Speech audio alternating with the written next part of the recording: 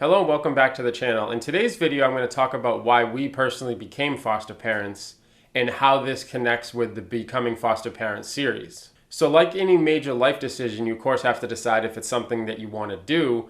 And if you're married, you're going to want to check in with your spouse as well. So in our case, my wife always wanted to become a foster parent. So ever since she was a little girl, she always wanted to help children, be around children, have children.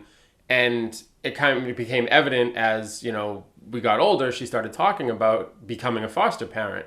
And me personally, I had really only heard bad things about fostering, and which looking back is just so horrible. And I guess it's part of the messaging and just kind of the way that, news portrays things. They don't talk about the fun things with, small children or teenage children and seeing them go through different life experiences and helping them along that process. So in my case, I really didn't want to do it because I just didn't think that we were equipped to help, say a troubled child. And now, like I said, looking back, I really don't understand why that was. But, you have to stand in your truth and realize that's what it was. And that's why you didn't want to do it. So fortunately for me, my wife kind of explained it. We did the research together. I kept an open mind as much as I didn't want to do it to start. And of course, I'm really excited that we did. And I'm, now been foster for 2 years. And we're actually about to just go through our renewal process, which I can talk about a little bit in a different video.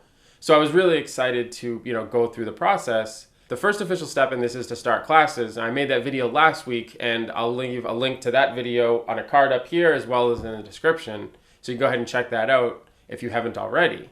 So after we did the research, we really started to look at, what are the age ranges that we want to work with, and, how do we want to open our home? So you have different options. You can be a respite, which is just short-term placement. Which is overnight placement, also very short-term, short notice. So a child is immediately removed. There isn't a long-term home. They'll be placed with you for as little as 24 hours, sometimes even as little as 12 hours. And it could be as long as, say, a week while they look for permanent placement. There are people that go through the entire foster process, and that's what they do. Maybe they had children prior and they just don't have the ability or the desire to be full-time commitment, but they still want to help out. So that's certainly something to look at, maybe something for you. There's also kinship, which is that you help a family member take care of a child, either permanently or temporarily. So if a child is removed, they'll end up contacting family and see if there's some family member that could take them, because obviously they want to keep them as close to people that they already know. That's not really something you plan for. Although in our class, we did have somebody that was going through the program to be a foster parent so that they could take care of, I believe it was her daughter's daughter.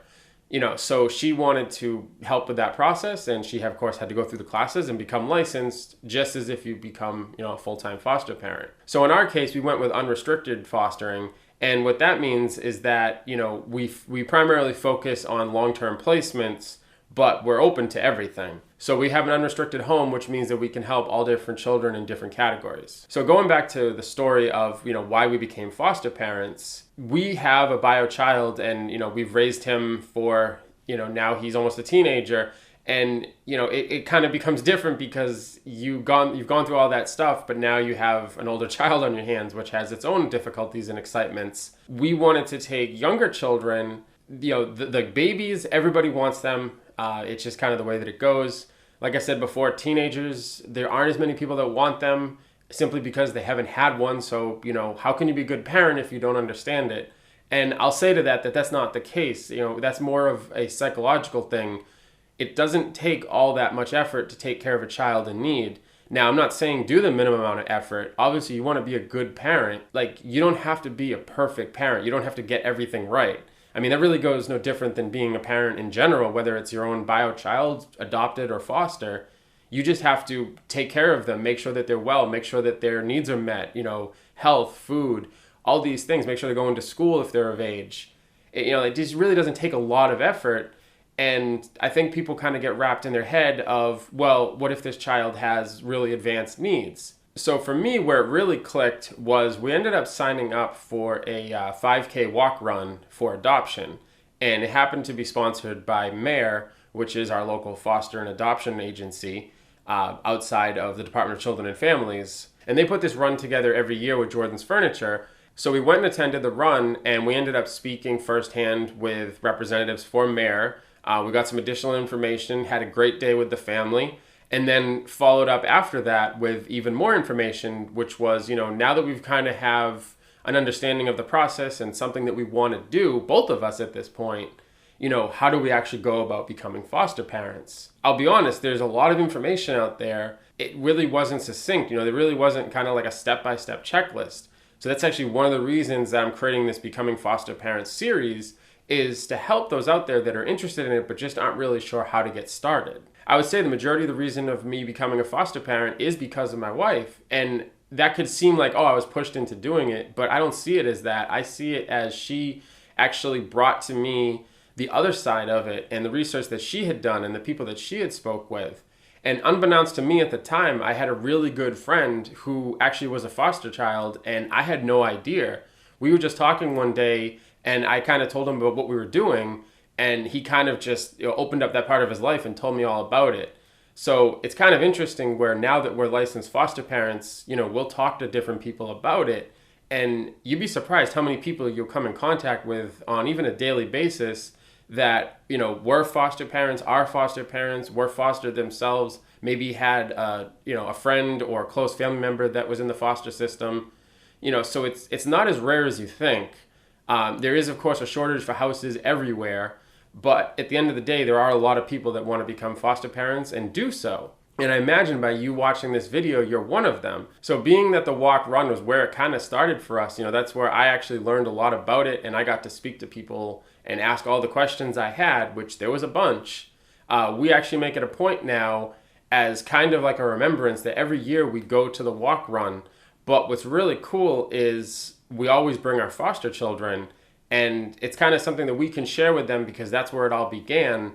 But it also gives us a really awesome opportunity for photos and videos that we take to, see the foster children through the years that we've had them. Also just kind of, maybe show other people that are there, because you see that we're a blended family. It's just a fact.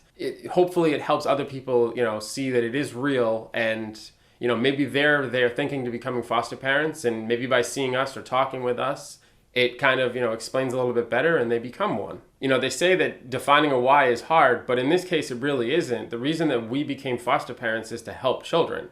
I mean, at the end of the day, that's all it is, right? Whether that's temporary or permanent, that's to be decided by that individual case or that individual child or children. Above all, we're here to help children, and that's the whole focus, whether it's us or the agency. You can see how it can be a really complex topic. It can be something that requires a lot of thought and a lot of decision making as a couple.